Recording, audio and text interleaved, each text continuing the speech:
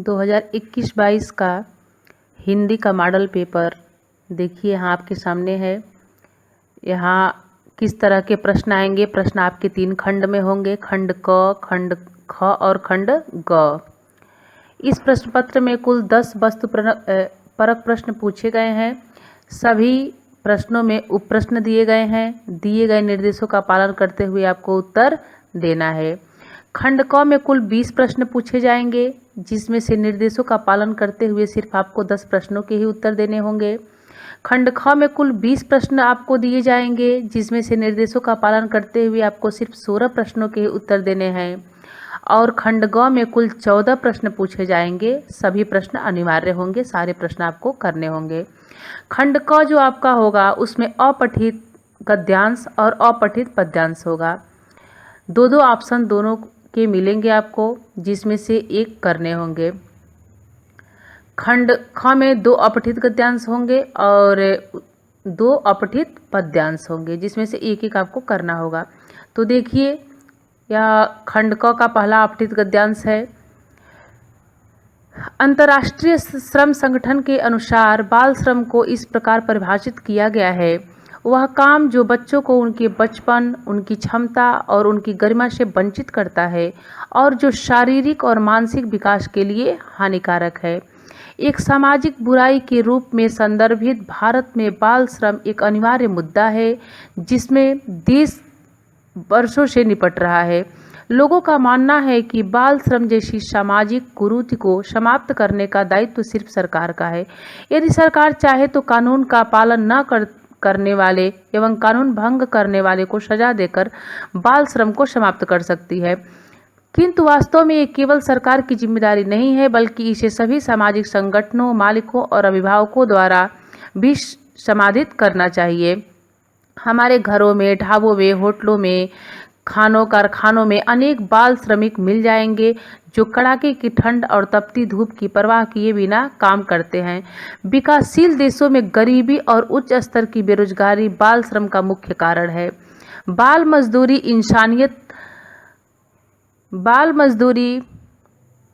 इंसानियत के लिए अपराध है, जो समाज के लिए शाप बनती जा रही है तथा जो देश की वृद्धि और विकास में बाधक के रूप में बड़ा मुद्दा है। हमें सोचना होगा कि सभ्य समाज में यह अभिशाप क्यों मौजूद है। जिस उम्र में बच्चों को सही शिक्षा मिलनी चाहिए, खेल कूद के माध्यम से अपने मस्तिष्क का विकास करना चाहिए, उस उम्र में बच्चों से काम करवाने से बच्चों का शारीरिक, मानसिक, बौद्धिक और सामाजिक विकास रुक जाता है। शिक्षा का अधिकार मूल अधिकार होता है। शिक्षा से किसी भी बच्चे को वंचित करना अपराध माना जाता है। आज आवश्यकता इस बात की है कि सरकारी स्तर से लेकर व्यक्तिगत स्तर तक सभी लोग इसके प्रति सजग रहें और बाल श्रम के कारण बच्चों का बचपन न छिन जाए, इसके लिए कुछ सार्थक पहल करें। आम आदमी को भी बाल मजदूरी के विषय में जागरूक होना चाहिए और अपने समाज में इसे होने से रोकना चाहिए। बाल श्रम को खत्म करना केवल सरकार का ही कर्तव्य नहीं है, हमारा भी कर्तव्य है कि हम इस अभियान में सरकार का पूरा साथ दें। अब देखिए, इस तरह से गद्यांश पढ़कर और आपको उससे संबंधित नीचे दिए गए प्रश्नों के उत्तर देने होंगे।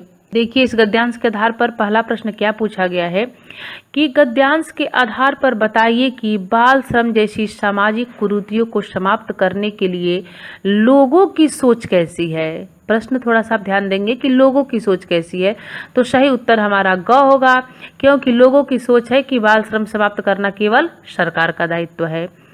दूसरा प्रश्न पूछा गया है कि घरों में, ढाबों में, होटलों में, खानों कारखानों में बाल श्रमिक को काम करता देखकर हम भी उदासीन क्यों बने रहते हैं।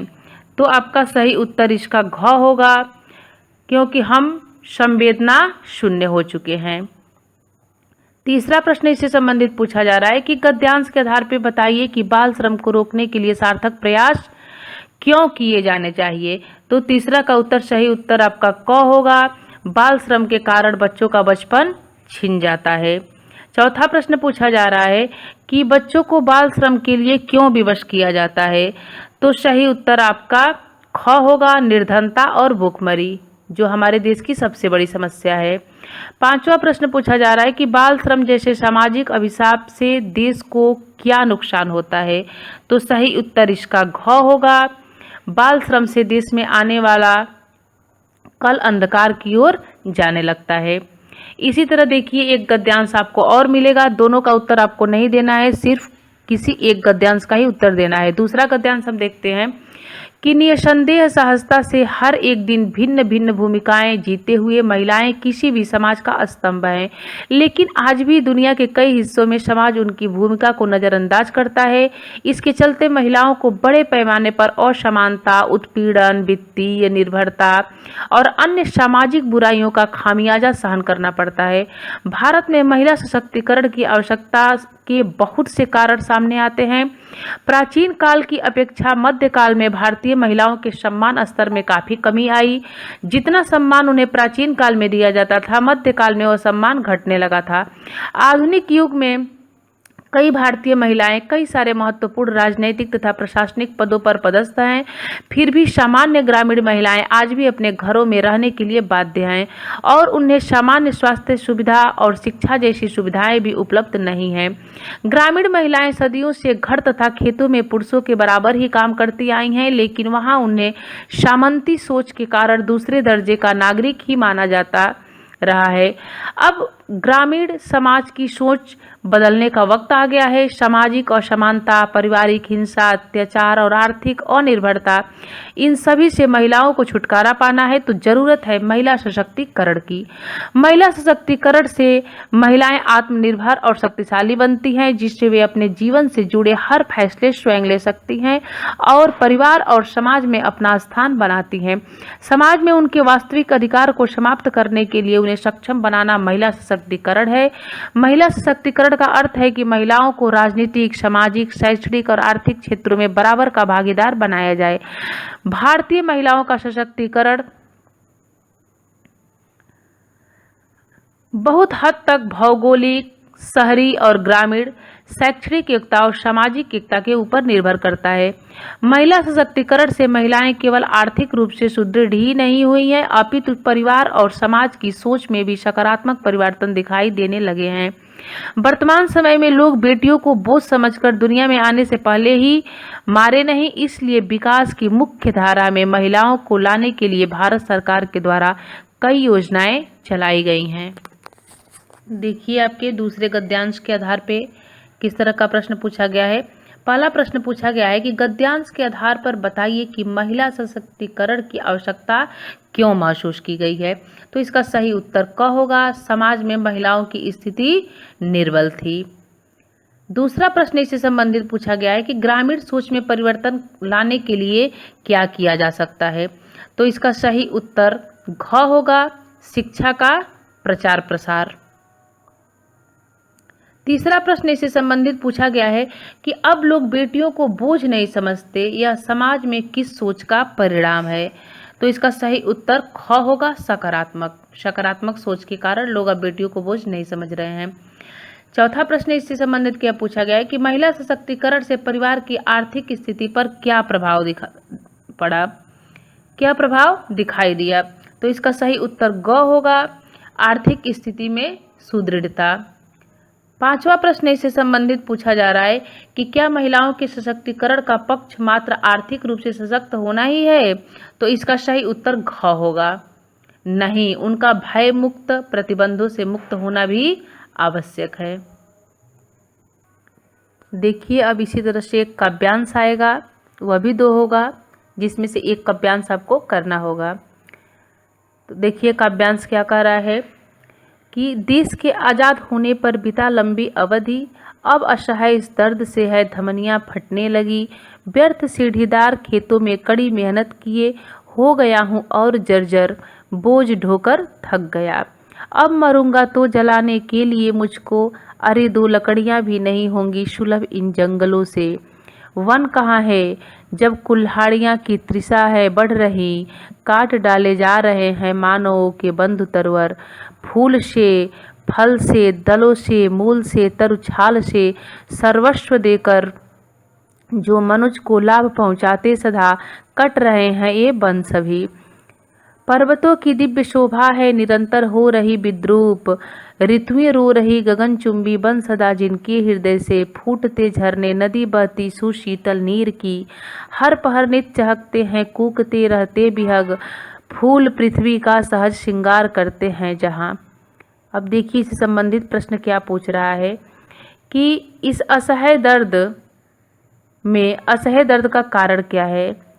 तो यहाँ वन जो और पेड़ जो काटे जा रहे हैं, इसी के विषय में किसान जो है वह बड़ा सुंदर वर्णन किया है।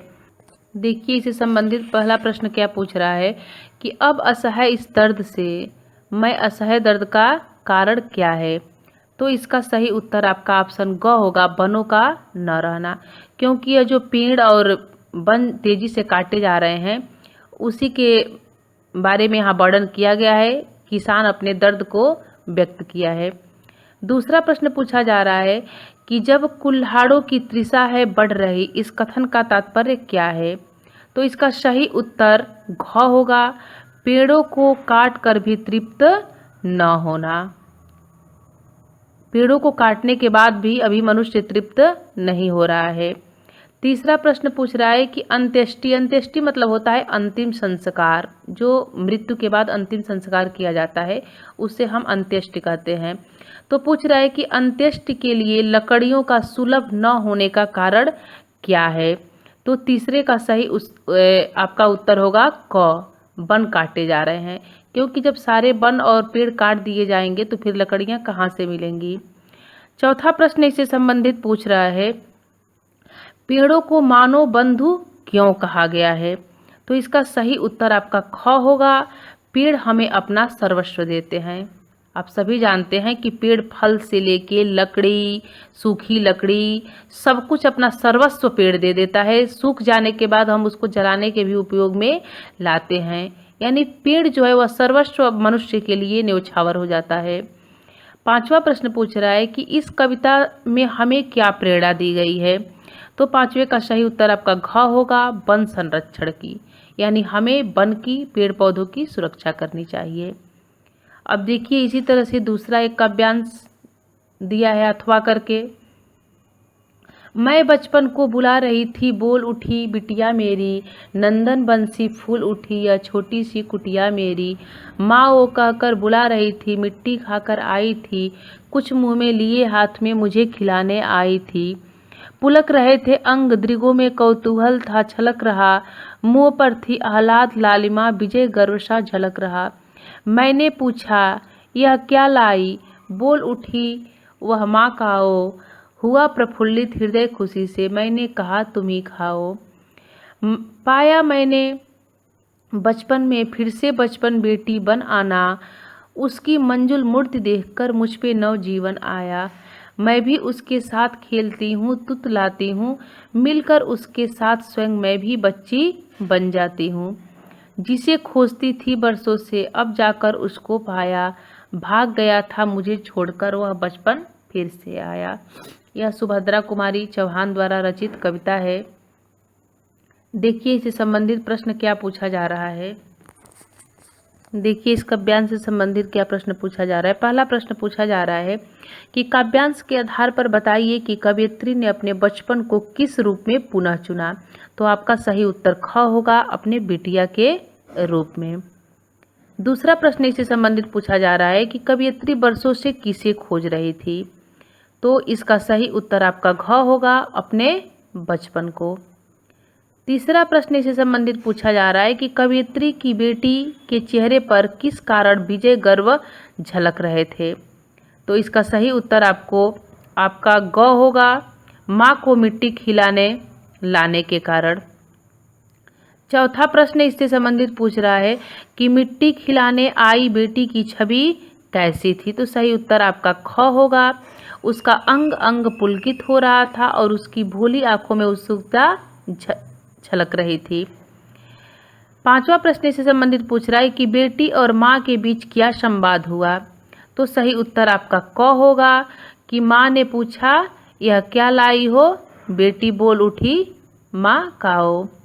सही उत्तर आपका यह होगा। अब देखिए आपका खंड ख आ गया। खंड ख में जो आपका 4 चैप्टर व्याकरण से है उसी से संबंधित प्रश्न पूछे जाएंगे। 5-5 प्रश्न होंगे चारों व्याकरण से, जिसमें से 4-4 का उत्तर आपको देना होगा। देखिए पहला प्रश्न क्या पूछ रहा है, निर्देशानुसार किन्हीं 4 प्रश्नों के उत्तर लिखिए। पहला प्रश्न है, बादल घिर आए और वर्षा होने लगी, रचना के आधार पर वाक्य के भेद है। तो आप जानते हैं कि हमारा संयुक्त वाक्य होगा, ग ऑप्शन सही होगा। दूसरा प्रश्न पूछा जा रहा है कि निम्नलिखित में मिश्र वाक्य है। अवनी आई और पढ़ने बैठ गई, बच्चे दूध पीकर सो गए, अध्यापक के सामने सब बच्चे शांत रहते हैं, जो झूठ बोलते हैं उन पर विश्वास मत करो। तो आप सभी जानते हैं कि मिश्र वाक्य हमारा घ होगा, क्योंकि जो झूठ बोलते हैं उन पर विश्वास मत करो, या हमारा एक के ऊपर एक वाक्य आश्रित है, तो हमारा घ ऑप्शन सही होगा। तीसरा प्रश्न पूछ रहा है, आनंद 4 दिन गांव में रहा, वह सबका प्रिय हो गया। इस वाक्य का संयुक्त वाक्य में रूपांतरण करना होगा। तो इसका सही ऑप्शन आपका क होगा। आनंद 4 दिन गांव में रहा और सबका प्रिय हो गया, क्योंकि इसका संयुक्त वाक्य में हमें रूपांतरण करना है। तो सही ऑप्शन इसका क होगा। चौथा प्रश्न पूछ रहा है, वह पुस्तक कहाँ है जो कल खरीदी थी, रेखांकित उपवाक्य का भेद है। तो आपका सही ऑप्शन घ होगा, विशेषण आश्रित उपवाक्य। पांचवा प्रश्न पूछ रहा है कि निम्नलिखित में सरल वाक्य है। निम्नलिखित में सरल वाक्य है, तो इसका सही ऑप्शन ग होगा, वर्षा होते ही मोर नाचने लगे। अब चौथा जो प्रश्न है वह आपका वाच्य से है। देखिए वाच्य से संबंधित क्या क्या प्रश्न पूछ रहा है। निर्देशानुसार किन्हीं 4 प्रश्नों के उत्तर आपको लिखने हैं। 5 प्रश्न दिए गए हैं, जिसमें से 4 प्रश्न के उत्तर आपको देने हैं। निम्नलिखित वाक्य का वाच्य लिखिए। पर्यटकों द्वारा तीर्थ यात्रा की जाएगी। तो आप सभी जानते हैं कि हमारा कर्मवाच्य है, सही ऑप्शन ग होगा। दूसरा प्रश्न पूछ रहा है, हलदार साहब ने पान खाया, उपरोक्त वाक्य को कर्मवाच्य में बदलिए। तो आपका सही ऑप्शन होगा घ, हलदार साहब द्वारा पान खाया गया। तीसरा प्रश्न पूछ रहा है, पक्षी बाग छोड़कर नहीं उड़े, उपरोक्त वाक्य को भाववाच्य में बदलना है। तो आपका सही ऑप्शन ख होगा, पक्षियों से बाग छोड़कर उड़ा नहीं गया। चौथा प्रश्न पूछ रहा है, निम्नलिखित वाक्यों में कर्तृवाच्य वाला वाक्य छांटिए। तो आपका सही ऑप्शन ग होगा, छात्रों ने सभी का स्वागत किया। पांचवा प्रश्न पूछ रहा है, निम्नलिखित में से कौन सा भाववाच्य का सही विकल्प है। तो आपका सही ऑप्शन ख होगा, आओ यहाँ बैठा जाए। यह वाच्य से आपका 5 प्रश्न था। अब 5 प्रश्न आपके होंगे पद परिचय से। इसमें भी 5 प्रश्न दिए गए होंगे, जिसमें से किन्हीं का 4 का ही उत्तर आपको देना है।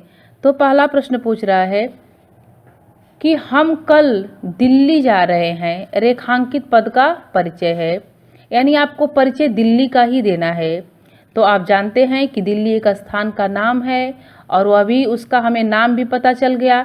तो आपका सही ऑप्शन ख होगा, व्यक्तिवाचक संज्ञा, एकवचन पुल्लिंग, अधिकरण कारक। दूसरा प्रश्न पूछ रहा है, यह बालक बहुत मेधावी है, यहाँ आपको यह का परिचय देना है। तो यहाँ बताया गया है कि जब भी संज्ञा के पहले सर्वनाम का शब्द आता है तो सार्वनामिक विशेषण का कार्य करता है। सही ऑप्शन आपका ग होगा, सार्वनामिक विशेषण, एकवचन पुल्लिंग और बालक यहाँ विशेष्य है।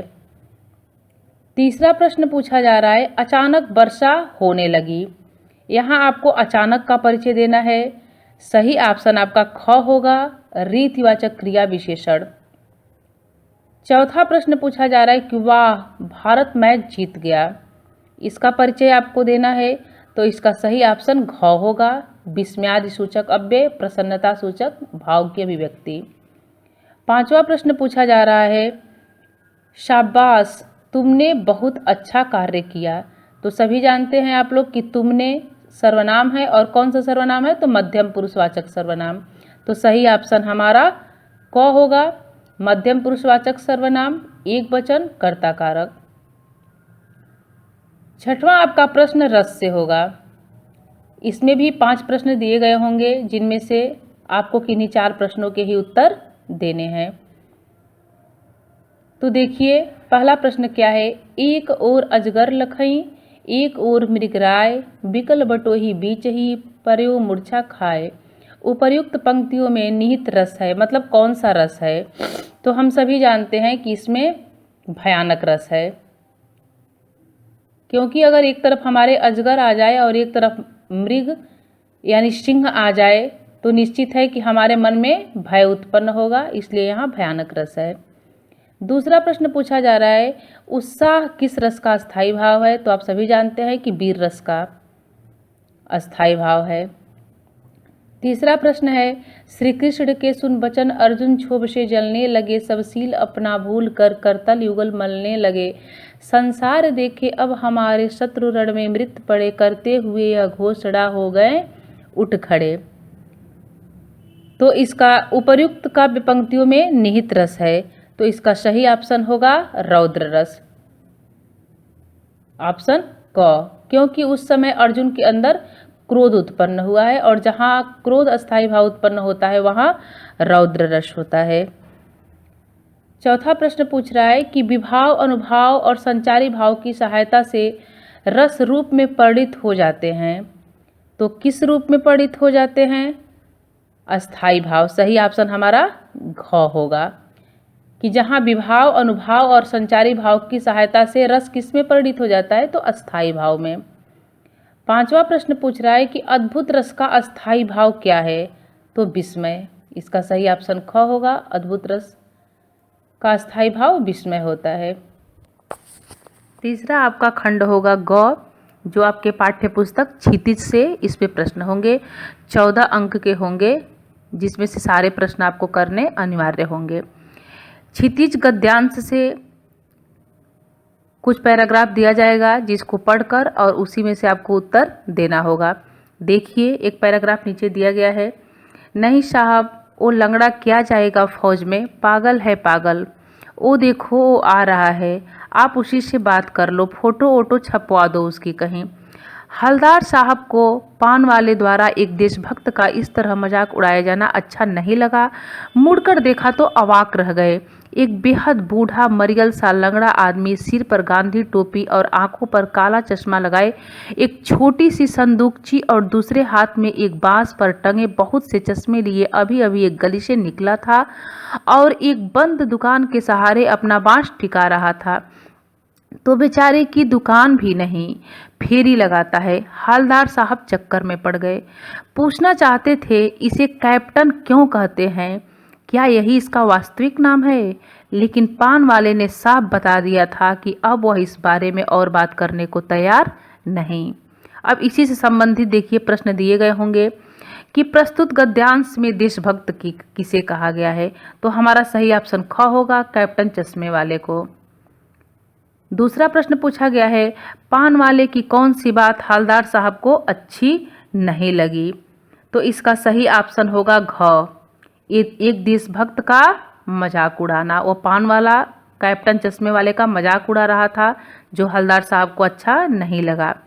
तीसरा प्रश्न पूछ रहा है कि चश्मे वाले एक बंद दुकान के सहारे अपना बांस क्यों टिका रहा था? तो आपका सही उत्तर क होगा, उसकी अपनी कोई दुकान नहीं थी। चौथा प्रश्न पूछ रहा है कि हवलदार साहब पान वाले से कैप्टन वाले चश्मे के बारे में क्या पूछना चाहते थे? तो सही उत्तर आपका ग होगा, इसे कैप्टन क्यों कहते हैं। पांचवा प्रश्न पूछ रहा है कि हवलदार साहब किस कारण कैप्टन के बारे में और जानकारी प्राप्त नहीं कर सके? तो आपका सही उत्तर क होगा, क्योंकि पान वाले ने अब इस बारे में बात करने से साफ मना कर दिया। अब देखिए आपका प्रश्न नंबर 8 क्या है? निम्नलिखित प्रश्नों के उत्तर सही विकल्प चुनकर दीजिए। बेटे की मृत्यु के पश्चात बाल गोविंद भगत का आखिरी निर्णय क्या था? तो आप पढ़े ही होंगे क्षितिज किताब। सही उत्तर आपका क होगा, पतोहू का पुनर्विवाह करवाना, क्योंकि बाल गोविंद भगत अपने बेटे की मृत्यु के बाद आखिरी निर्णय यही लिए कि अपने बहू का वह दूसरा पुनर्विवाह करवाएंगे। दूसरा प्रश्न पूछ रहा है कि लेखक राम वृक्ष बेनीपुरी जी बाल गोविंद भगत की किस विशेषता पर अत्यधिक मुग्ध थे? तो आपका सही उत्तर घ होगा, उनके मधुर गान पे। ग होगा, क्योंकि बाल गोविंद भगत बहुत मधुर गाते थे, जिस पे राम वृक्ष बेनीपुरी आकर्षित हो जाते थे, मुग्ध हो जाते थे। अब प्रश्न नंबर 9 आपका है। अब यह एक काव्यांश होगा जो क्षितिज के काव्यखंड से होगा। काव्यांश पढ़ के और इससे संबंधित पूछे गए प्रश्नों के उत्तर आपको देने होंगे। तो यह काव्यांश आपका राम लक्ष्मण परशुराम संवाद से लिया गया है। देखिए, नाथ शंभु धनि भंज निहारा, होइहे केउवेक दास तुम्हारा, आय सुकाह कहीं किन मोही, सुनि रिसाई बोले मुनि कोही, सेवक सो जो करे सेवकाई, अरि करनी करी करिय लड़ाई, सुनहु राम जहि शिव धन तोरा, सहस बाँव सम सो रिपु मोरा, सो बिलगाँव बिहाई समाजा, न त मारे जइहे सब राजा, सुनि मुनि वचन लखन मुचुकाने, बोले परशु धरहि अपमाने, बहु धनहि तोरी लरिकाई, कबहुन असृषि किन्ही गोसाई, यही धनु पर ममता के हेतु, सुन रिसाई कह भृगुकुल केतु, रेन रिबालक काल बश, बोलत तोहि न संहार, धनु ईशम त्रिपुरारि धन, विदित सकल संसार। यह आप क्षितिज में राम लक्ष्मण परशुराम संवाद पढ़े ही होंगे। पूछ रहा है कि परशुराम के क्रोध को शांत करने के लिए राम ने उनसे क्या कहा? तो आपका सही उत्तर ख होगा। राम जी यही बोलते हैं कि धनुष तोड़ने वाला आपका कोई सेवक ही होगा। दूसरा प्रश्न पूछ रहा है कि स्वयंवर में जो धनुष टूट गया था वह धनुष किसका था? तो सभी हम जानते हैं कि वह परशुराम जी के आराध्य शिव जी का था, यानी आपका सही उत्तर घ होगा। तीसरा प्रश्न पूछ रहा है कि शिव धनुष टूटने पर परशुराम क्रोधित क्यों हुए? तो सही उत्तर आपका क होगा, क्योंकि परशुराम जी शिव भक्त थे और उन्हें शिव का धनुष प्रिय था। चौथा प्रश्न है भृगुकुल केतु किसे कहा गया है? तो भृगुकुल केतु जहां भी आता है वहां परशुराम के लिए आता है, तो सही ऑप्शन आपका ग होगा।